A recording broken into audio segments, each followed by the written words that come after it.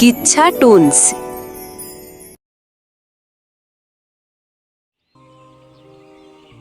অনেক অনেক দিন আগের কথা। এক সৎ কৃষক ছিল, নাম তার আব্দুল করিম। আল্লাহ ভীরু মানুষ, কিন্তু দারিদ্র্য যেন তার ঘাড়ে চেপে বসেছিল। একদিন ফজরের নামাজে সিজদায় পড়ে তিনি দোয়া করলেন,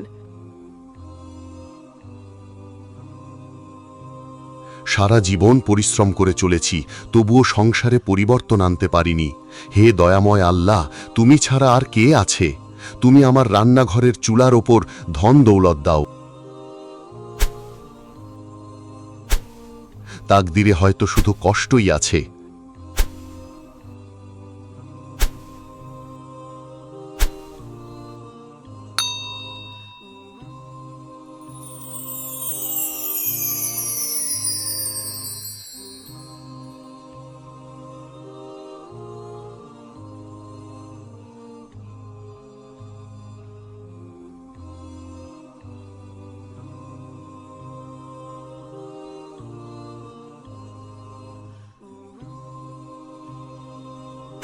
এত রূপার টাকা, আল্লাহ তোমার শুকরিয়া।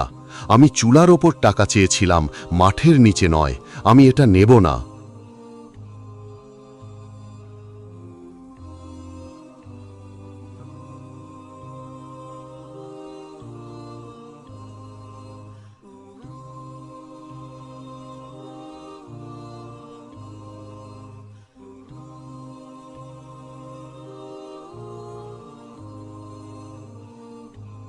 জানো বউ, আজকে তো অবাক এক ঘটনা ঘটেছে।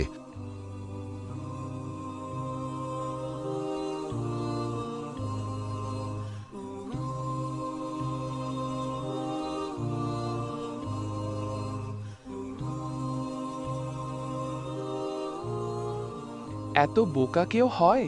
তুমি আল্লাহর দান ফিরিয়ে দিয়েছ। আল্লাহ আমাকে যতক্ষণ যথাস্থানে সম্পদ না দেয়, আমার নেওয়া ঠিক হবে না। এমনও তো হতে পারে ওই সম্পদের মালিক বা হকদার অন্য কেউ।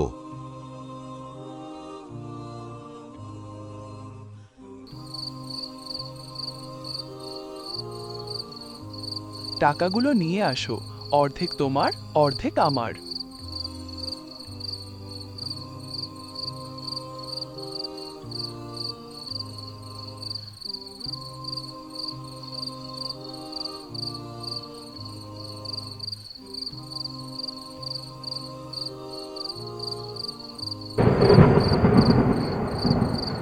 এ তো আমাকে মারতে চেয়েছে, আমি প্রতিশোধ নেব।